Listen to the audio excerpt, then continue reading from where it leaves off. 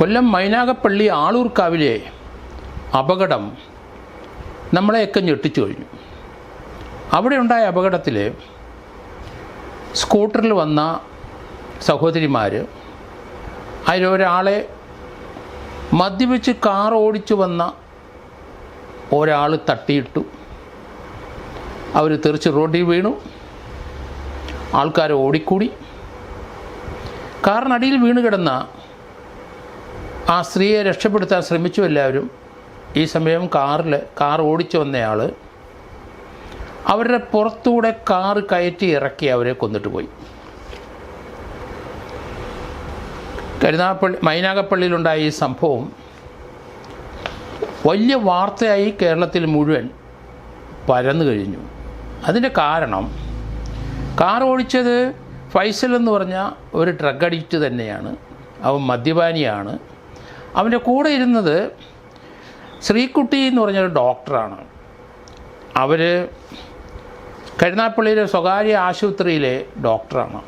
ആ ലേഡിയാണ് ഒരു വശത്തിരുന്നത്. സ്കൂട്ടറെ ഇടിച്ച് സ്കൂട്ടറിലിരുന്ന കുഞ്ഞുമോളെന്ന 45 വയസ്സുകാരി റോഡിൽ വീണ് കാറിനടിയിൽ വീണുപോയി. അവരുടെ കൂടെ ഉണ്ടായിരുന്ന സ്ത്രീക്ക് പരിക്കുണ്ട്. അവർ പെട്ടെന്ന് സൈഡിലോട്ട് മാറി. നാട്ടുകാരെല്ലാം ഓടിക്കൂടി. കാറിനടി ആൾ കിടക്കുന്നു എന്ന് വിളിച്ചു പറഞ്ഞിട്ടും കാർ ഡ്രൈവർ കാർ അവരുടെ പുറത്തൂടെ കയറ്റി ഓടി രക്ഷപ്പെട്ടു.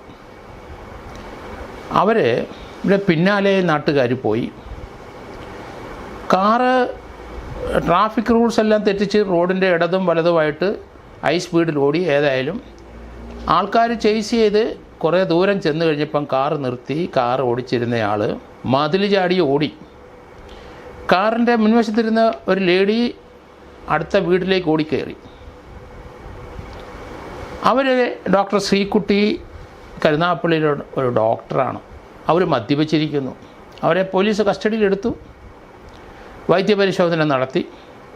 മതിലാടിപ്പോയവനെ ഏതായാലും ഓടിച്ചിട്ട് പോലീസും നാട്ടുകാരും പിന്നെ കസ്റ്റഡിയിലെടുത്തു.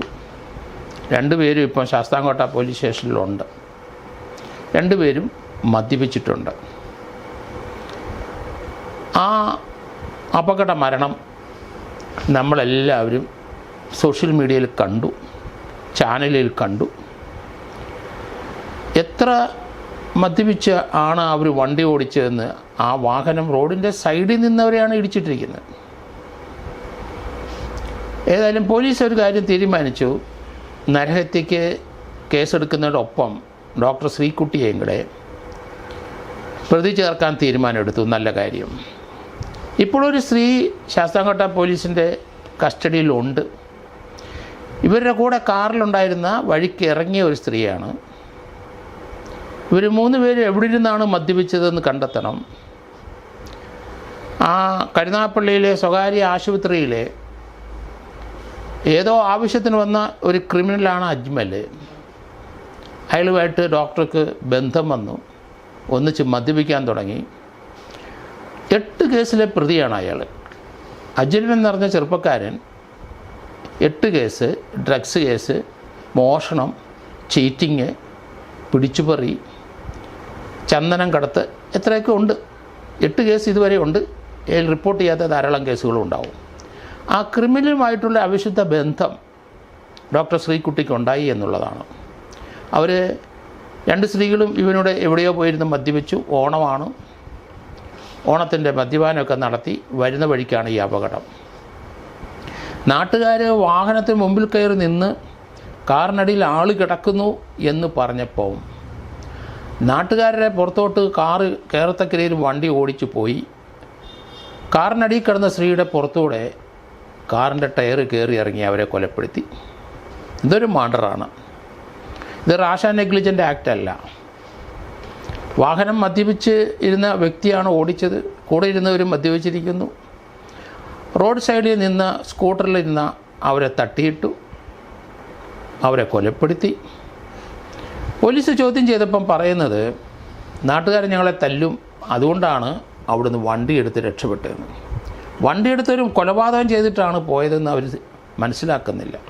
അവരുടെ ജീവന് വിലയുണ്ട്. റോഡിൽ തട്ടിയിട്ടവരുടെ ജീവന് വിലയില്ല. കാറിനടിയിൽ വീണവരുടെ പുറത്തൂടെ കയറി ഇറക്കി ആ ജീവനും വിലയില്ല. ഏതായാലും 304 പഴയ IPC പ്രകാരം നരഹത്യയ്ക്ക് കേസെടുത്തു. ഏതായാലും പോലീസ് ആ ഡോക്ടർ ശ്രീകുട്ടിയെ കൂടെ അറസ്റ്റ് ചെയ്തു. നന്നായി.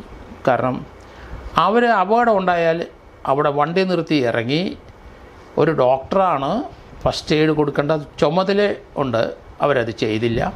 ഇഞ്ചോർഡിനെ അന്നേരം തന്നെ ഹോസ്പിറ്റലിൽ കൊണ്ടുപോകേണ്ട ഉത്തരവാദിത്വം അവർക്കുണ്ട്, അവരത് ചെയ്തില്ല. അവരും മദ്യപിച്ചിരുന്നു. അവരും ഡ്രൈവറും ആ വാഹനം ആ സ്ത്രീയുടെ പുറത്തുകൂടെ കയറ്റി ഇറക്കി അവിടുന്ന് രക്ഷപ്പെട്ടു എന്നാണ്. പിന്നീട് അത് ഓടിപ്പോകുന്നത് CCTV ദൃശ്യത്തിൽ കൂടെ നമ്മൾ കണ്ടു. സിസാക്കായിട്ട് റോഡും ഇടതും വലതോട്ടൊക്കെ മാറി മറിഞ്ഞ് ഓടുന്ന കാഴ്ച നമ്മൾ കാണുന്നുണ്ട്.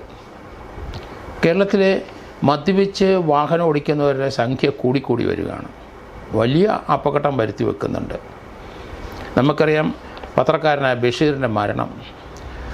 ആ IAS-കാരനെ, ആ കുടുംബം, ആ ചെറുപ്പക്കാരനായ ഒരാളുടെ ദേഹത്തോട്ട് വണ്ടി ഇടിച്ച് കയറ്റി ആ പബ്ലിക് ഓഫീസിൻ്റെ ഭിത്തി ചാരി വെച്ച സംഭവം നമുക്കറിയാം.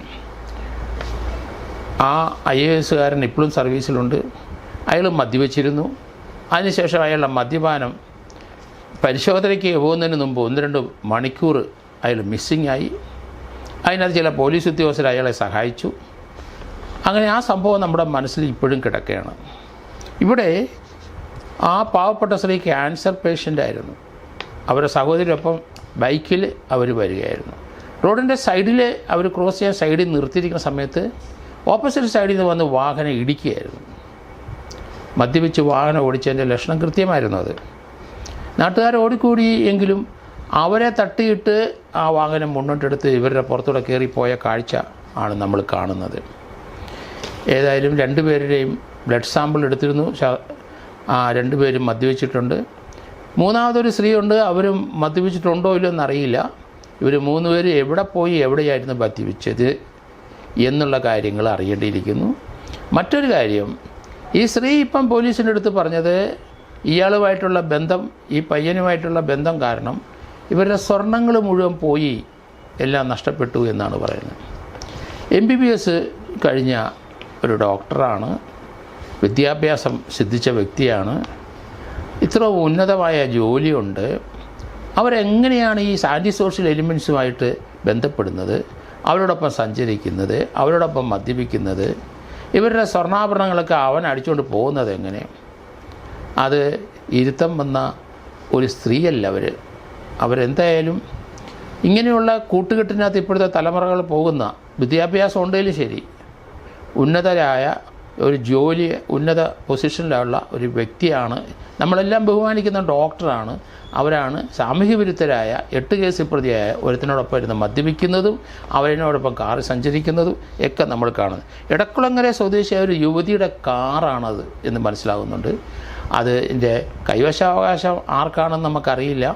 അത് ഈ ഡോക്ടർ ശ്രീകുട്ടിയുടെയാണോ അത് ഈ ക്രിമിനലിൻ്റെ കയ്യിലാണോ ഒന്നും നമുക്കറിയില്ല. വരും ദിവസങ്ങളിൽ അതറിയാം.